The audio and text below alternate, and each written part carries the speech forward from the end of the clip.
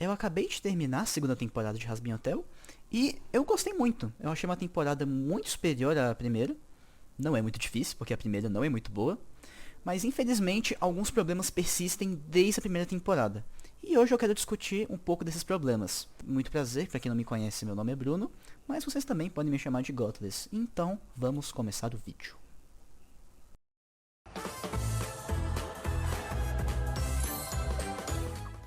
Começando aqui pela Charlie, ela é simplesmente uma protagonista impossível de gostar. Ela parece que não evolui em nenhum aspecto depois da primeira temporada, continuando a mesma personagem ingênua e inocente, só que em um nível muito pior. Toda a ação que ela comete nessa temporada é pura burrice e egoísmo dela, desde ela chamando os próprios Vs para uma entrevista, sendo que eles publicamente dizem que ela é uma genocida. E além disso, brigar com a namorada dela só porque ela tentou ser útil pro hotel. Algo que a própria Charlie nunca faz. E falando na namorada da Charlie, a Veg, vamos falar um pouco sobre ela. Eu não tenho muito o que falar sobre ela. Ela tá literalmente a mesma coisa da primeira temporada. Ela se resume à namorada da Charlie que sempre ajuda ela. Em qualquer circunstância. Nunca se cortando dela. É isso que a Veg é a temporada inteira. E igualmente na primeira também. E na segunda. O único arco entre muitas aspas que temos dela é dela querendo escolher um nome diferente, já que, né, o Adão tinha dado o nome de Veg pra ela, mas no final da temporada ela fica com o mesmo nome, então tanto faz, esse arco nem importa muito pra falar a verdade. E agora voltando pra Charlie, desde a primeira temporada, o jeito que a Charlie é escrita já é bizarramente ruim. Uma princesa do inferno que não conhece a natureza do próprio povo.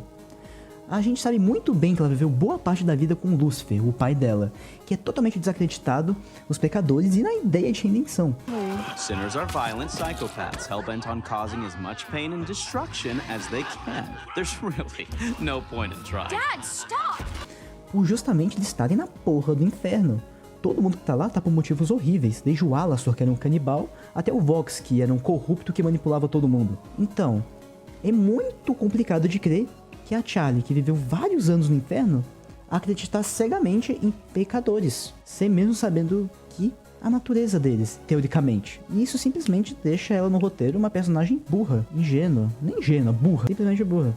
E pior ainda, deixa a protagonista desinteressante. Querendo ou não, a protagonista vai girar toda a história. Se a gente tem uma protagonista ruim, isso vai afetar diretamente todos os aspectos do roteiro, principalmente falando de como as coisas vão fluir.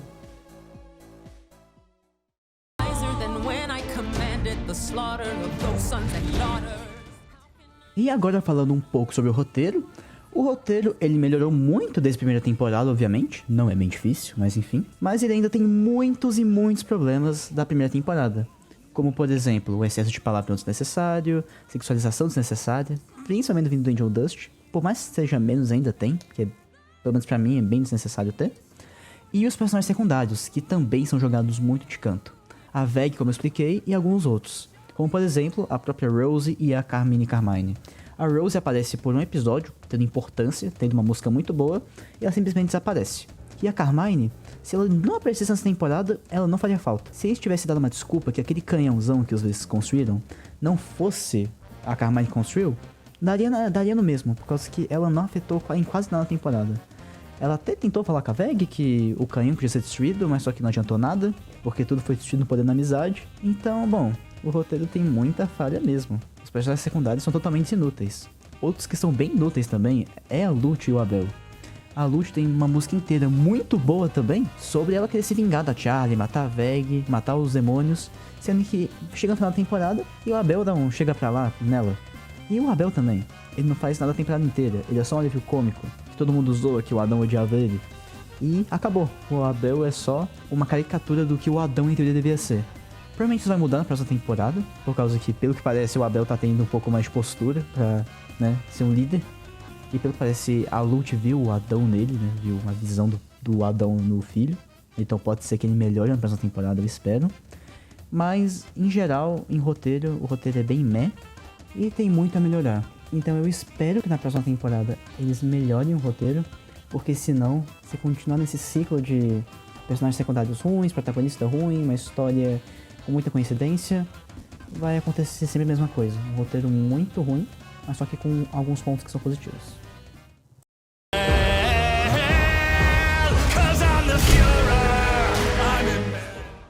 O Vox, sem dúvida alguma, é o maior ponto positivo dessa temporada de Hazbin Hotel. Ele é um vilão muito bem construído. A gente conhecia quase nada dele na primeira temporada. A gente só sabia que ele odiava o Alastor por causa que ele não queria fazer uma parceria com o Vox. Mas só que agora nessa temporada a gente tem muita profundidade nele. A gente tem o passado dele como humano, mostrando o flashback de ele tentando fazer uma parceria com o Alastor. Então tudo isso dá um background muito bom pro personagem. E além disso a gente tem as motivações dele. Que tudo, desde o início, só foi pra tentar tirar o sorriso do rosto do Alastor. Fazer o Alastor admitir que ele venceu. Algo que ele nunca conseguiria fazer. Por causa que o Vox, ele tenta ser alguém manipulador. Ele realmente consegue às vezes. Mas só que desde o início, desde que o Alastor fez o acordo com ele, era o Alastor que estava manipulando ele. O Vox nunca teve um real controle do que ele estava fazendo. Era sempre o Alastor. Enquanto na primeira temporada a gente tinha um vilão muito mais caricato, que era o Adão, nessa temporada aqui a gente tem um vilão mais sério. Claro, não é totalmente sério, porque a VVC Pop não tem capacidade de criar um vilão sério. É só você ver a lista de vilões que ela tem. Striker, Vassago, o próprio Adão e etc. Nenhum é totalmente sério. Mas o Vox é o que mais chega a ser realmente uma pessoa totalmente séria. Isso é um ponto que eu gosto muito, por causa que o Adão na primeira temporada, pelo menos, não tinha tantas motivações assim. Ele só odiava os pecadores e pronto. Ele fazia os extermínios há um tempo e pronto, essa é a motivação dele. Eu não vou falando mal do Adão. O Adão é um dos pontos positivos da primeira temporada. Eu acho o Adão um personagem muito engraçado, muito legal, mas ainda assim, a gente não teve muita profundidade nele. E é muito interessante ver esse background do Vox, por causa que o Alastor, desde o início, falava que o Vox, ele não era ninguém sem outra pessoa pra ajudar ele. E isso é totalmente verdade. A gente vê no próprio clipe do Brider, que eu tô passando aí no fundo, ele se aproveitou de muita gente da emissora dele pra subir de carreira, e além disso, no próprio Inferno. Se você for para pensar, os Vs, grande parte do que faz eles serem famosos é a própria Velvet e o Valentino. O Valentino, né, com os filmes picantes dele, e a Velvet divulgando tudo. O Vox é só um rosto, é só um garoto propaganda de lá. A gente nunca viu em nenhum momento da série realmente ajudando por trás dos panos os Vs crescerem. A gente sempre viu ele só como garoto propaganda.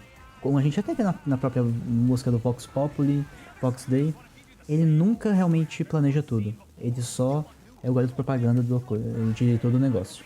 O que realmente planeja tudo é o Velvet e o Valentino. E uma coisa que deixa esse vilão ainda mais legal é que ele é narcisista. Ou seja, ele não percebe as merdas que ele faz.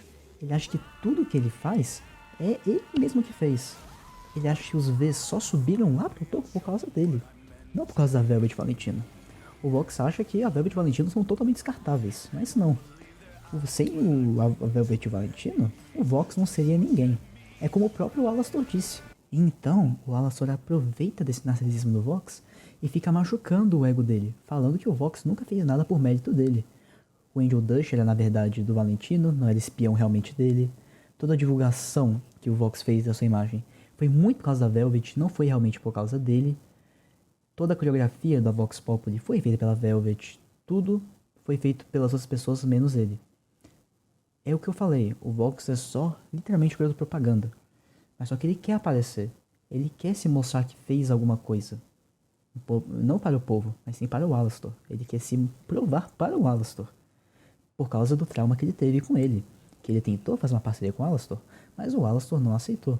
Ele achou ridículo, porque mesmo que o Vox estivesse crescendo sozinho, como ele falou no flashback, ele ainda assim se acovardou com a parceria. Então o Vox ficou traumatizado com isso, e até hoje tenta buscar essa aceitação do Alastor.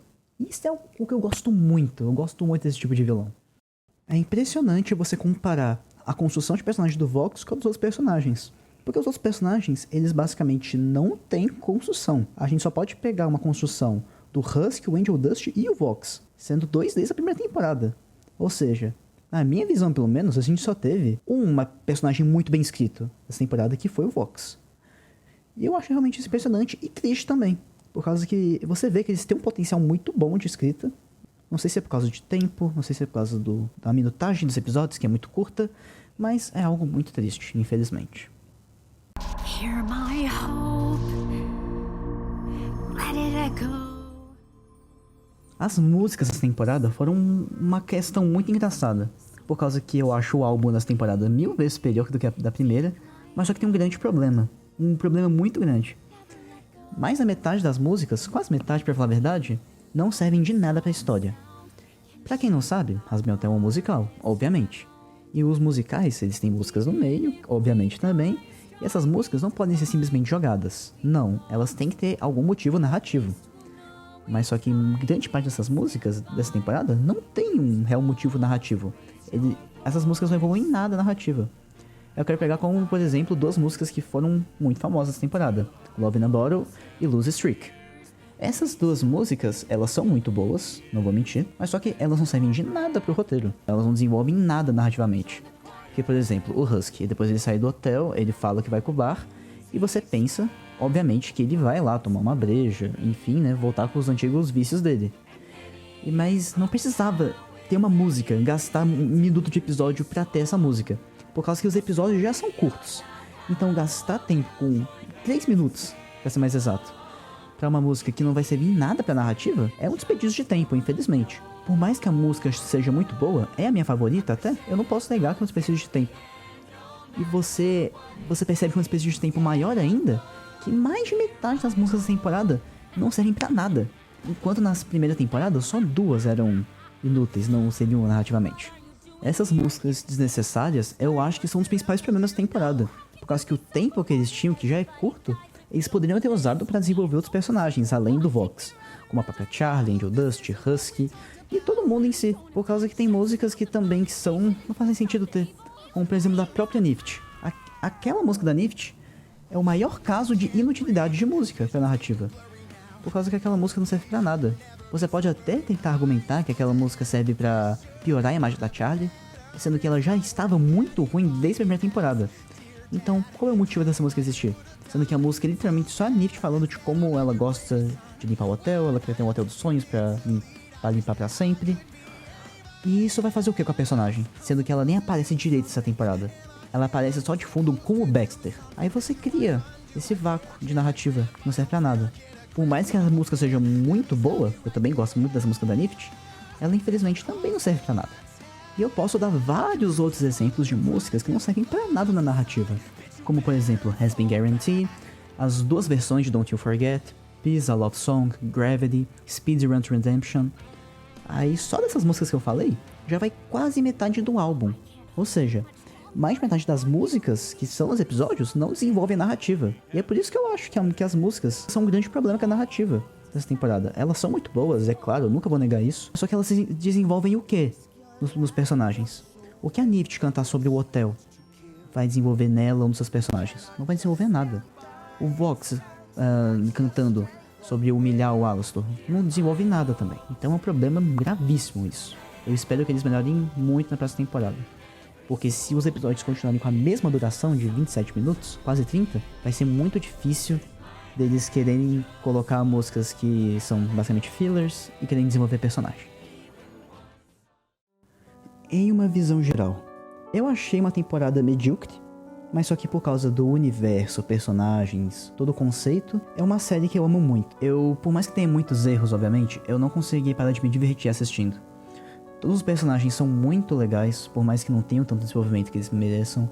O Vox, como eu falei, é um puta de um vilão da hora, mas só que cai naquilo que eu falei, cara. Muito culpa do roteiro que a série não é boa. Se o roteiro tivesse mais tempo e tivesse mais minutos, episódios, poderiam ter feito algo muito melhor com essa temporada e com a temporada passada também. É claro, é uma grande melhoria se você comparar as 2 temporadas, mas ainda assim tem coisa que a segunda temporada erra mais que a primeira. Então, eu espero que na terceira temporada eles tenham mais tempo pra fazer e também melhorem o roteiro. Eu prefiro assistir muito mais uma animação que tem um puta num roteiro bom e uma animação mais ou menos. Algo mais ou menos que aconteceu com Invencível. Bom, essa é a minha opinião sobre a série. Obrigado por assistirem e tchau.